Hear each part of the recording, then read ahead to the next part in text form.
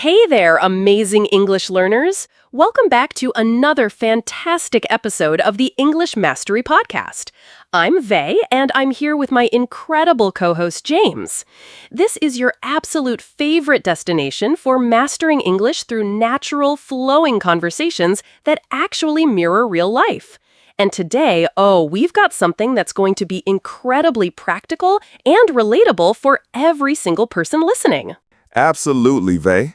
Hey everyone, I'm James, and today we're diving into something that literally every human being on this planet does, talking about daily routines. But wait, before you think, oh no, this sounds boring, trust me, this episode is going to feel like you're just chilling with two friends, sharing stories about how we navigate through our days. We're keeping it super simple, super natural, and incredibly useful for your English fluency journey. Exactly, James. And you know what's beautiful about mastering daily routine vocabulary? It's like having the master key to everyday English conversations. Whether you're chatting with colleagues during coffee breaks, making small talk with neighbors, or even describing your lifestyle during job interviews, these expressions are absolutely golden. And hey, if any phrases zip past you too quickly, don't stress at all. We've got your back with crystal clear explanations, plus we'll be repeating key phrases naturally throughout our conversation. Yes, and speaking of having your back, we've prepared something special for this episode. There's a completely free downloadable resource waiting for you. It includes the full conversation transcript, interactive vocabulary exercises, pronunciation tips, and some thoughtful questions to help you practice describing your own routine in English. You'll find the link right in the description below. But right now, let's dive into this journey together. Because honestly, the way you structure your day really does shape your entire life experience. So true, James. So grab your favorite beverage, get comfortable, and let's walk through a complete day together, from those first groggy morning moments all the way to peaceful nighttime rituals. We're going to show you how to express all of this in natural, flowing English that you can actually use in real conversations. Let's start with mornings, because honestly, they can be quite the adventure, can't they? Oh my goodness, Vey. Mornings are definitely something else. So I typically wake up around 6:45 a.m. And I'll be completely honest with you, I'm not one of those people who springs out of bed like they do in motivational videos. I actually lie there for a solid 2 or 3 minutes, just staring at the ceiling, mentally preparing myself for the day ahead. It's like my brain needs that little buffer time before it starts functioning properly. James, I'm exactly the same way. I set my alarm for 7 a.m., and the first thing I do before I even think about getting up is reach for my phone to check the weather. Not because I need to plan my outfit or anything fancy, but because somehow knowing whether it's sunny or rainy helps me mentally calibrate my energy for the day. Then I force myself to drink a huge glass of water that I keep on my nightstand. My body feels like a desert after sleeping for 8 hours. Oh, that's such a smart habit, Vey. Hydration is everything. After I finally convince myself to leave the warmth of my bed, I shuffle to the bathroom. And I literally shuffle. No graceful walking happening there. Brush my teeth, splash some cold water on my face to shock my system awake, and then it's straight to a quick shower. There's something magical about that warm water hitting your skin. It's like flipping a switch from zombie mode to human mode. Yes, and then comes the breakfast decision, which can honestly make or break the entire day, right? I usually keep it simple but nourishing, maybe scrambled eggs with whole grain toast or Greek yogurt with fresh berries and a drizzle of honey. Sometimes, when I'm running behind schedule, I just grab a protein smoothie and a banana. While I'm eating, I love to review my goals for the day. Not a massive to-do list that overwhelms me, just 2 or 3 key things I want to accomplish. Exactly. I'm all about that manageable approach too, Vey. I typically have oatmeal with sliced apples and cinnamon. It keeps me full and focused until lunch. And while I'm eating, I check my calendar to see what meetings or important tasks are coming up. There's something really grounding about starting the day with clarity about what lies ahead. Plus, talking about morning routines like this is fantastic English practice because you're using so many essential daily verbs. Wake up, get dressed, prepare, review, plan. Absolutely. And you know what I love about sharing morning routines? Everyone's is slightly different, but we all have one. Whether you're a student rushing to classes, a parent getting kids ready for school, or someone working from home, like us, these vocabulary patterns are universal.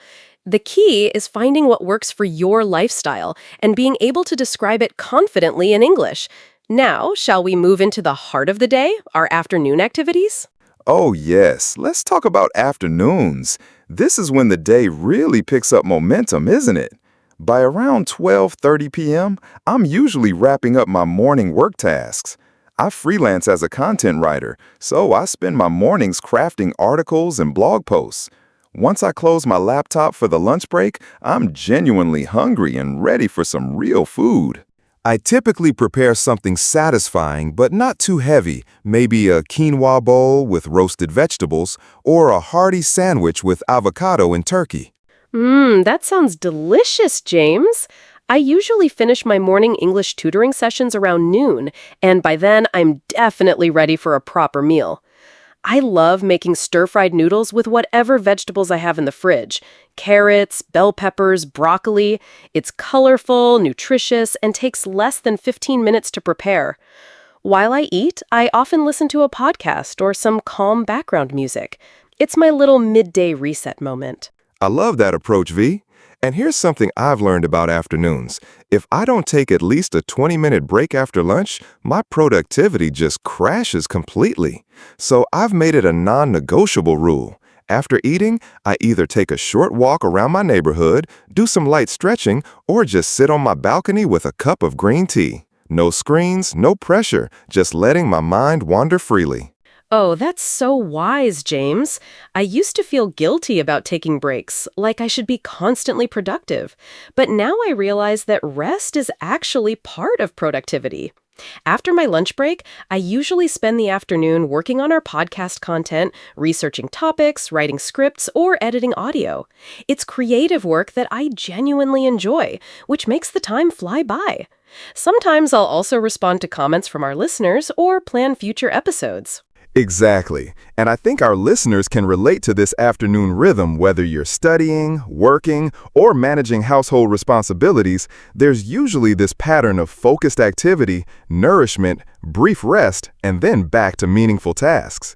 The vocabulary we use to describe these activities is so practical for everyday English conversations. Plus, afternoons often include some of our most important social interactions. Phone calls with family, meetings with colleagues, or collaborative projects like our podcast. So true. And as the afternoon transitions into evening, there's this natural shift in energy, isn't there? The pace starts to slow down, and we begin moving toward the more relaxing parts of our day. That's when the magic of unwinding really begins, which brings us to one of my absolute favorite topics, how to properly end your day and recharge for tomorrow. Oh yes, evenings are truly special, Vey. Around 6 p.m., after I've completed my work tasks and maybe squeezed in some exercise or a creative hobby, I start transitioning into what I call my slow mode. The first thing I do is change out of my work clothes, even though I work from home, into something incredibly comfortable. There's something psychological about that clothing change. It signals to my brain that the productive part of the day is done, and now it's time for restoration. I completely understand that feeling, James. For me, evenings begin with preparing a wholesome dinner. Nothing too elaborate, maybe grilled salmon with roasted sweet potatoes, or a warm soup with crusty bread. I love cooking because it's meditative and creative at the same time. While I cook, I often play some soft jazz music or nature sounds. The kitchen becomes this peaceful sanctuary where I can decompress from the day's activities and nourish my body with good food. That sounds absolutely lovely, Vey. I usually eat dinner around 7:30 p.m., and I try to make it a mindful experience. No phone, no television, just focusing on the flavors and textures of my meal. Sometimes I'll light a scented candle or two, which immediately transforms the atmosphere from ordinary to special. After dinner, I have this little ritual where I brew a cup of herbal tea, usually chamomile or peppermint, and either read a few pages of a book or write in my gratitude journal. Oh, I absolutely love the idea of a gratitude journal, James. I don't write every single evening, but when I do, it's incredibly grounding. Just jotting down 3 things I appreciated about the day, maybe a kind message from a listener, a beautiful sunset I noticed, or simply the fact that I felt healthy and energetic. It's amazing how this simple practice can shift your entire perspective and help you end the day on a positive note. Exactly. And you know what else I've discovered about evening routines? They're deeply personal and there's no right way to do them. Some people love going for evening walks, others prefer yoga or meditation, and some enjoy watching their favorite TV shows. The key is choosing activities that help you transition from the active, productive energy of the day to the calm, restorative energy of night. It's like giving yourself permission to slow down and simply be.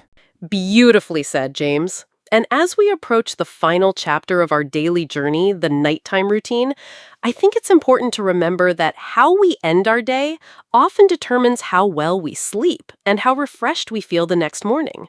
This is where we really prioritize peace, comfort, and preparing our minds and bodies for restorative sleep.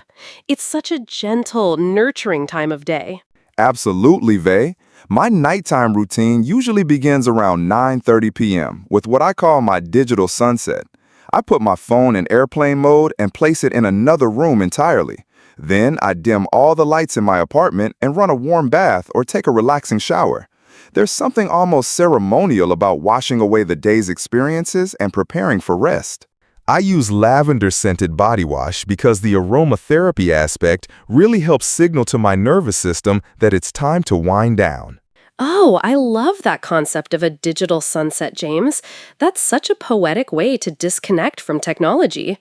My nighttime ritual involves brewing a cup of chamomile tea with a touch of honey, then settling into my reading nook with a soft blanket and a book, usually fiction, because it helps my imagination wander rather than keeping my analytical mind active.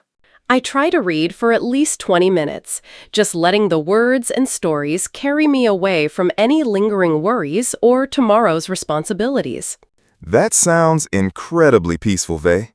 Before I actually get into bed, I do some gentle stretching or deep breathing exercises. Nothing intense, just 5 or 10 minutes of moving my body mindfully and taking slow, deliberate breaths.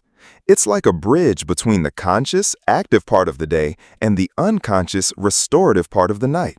Then I fluff my pillows just the way I like them, I'm quite particular about that, and settle in with gratitude for another day completed.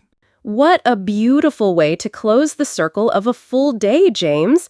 And I think what's most important for our English learners to understand is that describing your daily routine isn't just about vocabulary practice.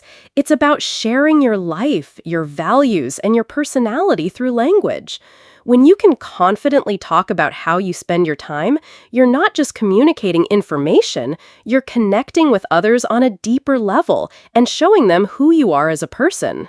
That's such a profound point, Vey. And to everyone listening right now, remember that your routine is uniquely yours. Whether you wake up at 5 a.m. or 10 a.m., whether you prefer coffee or tea, whether you're most productive in the morning or evening, all of these details make you interesting and give you countless opportunities to practice natural English conversation. The goal isn't to have a perfect routine. It's to be able to share your authentic experience with confidence and clarity. Exactly, James. And as we wrap up today's journey through the rhythm of daily life, I want every listener to feel proud of the English learning commitment you're making. By spending this time with us, by actively listening and absorbing these natural conversation patterns, you're building the foundation for fluent, confident English communication. Keep practicing. Keep sharing your stories, and remember, every single day is an opportunity to grow both your language skills and your connection with others. Beautifully said, Vey. Thank you all for joining us on this exploration of daily routines and natural English conversation. Until next time, this is James. And Vey, reminding you that your English journey is unfolding perfectly, one conversation at a time. Take care, keep practicing, and we'll see you in the next episode of English Mastery Podcast.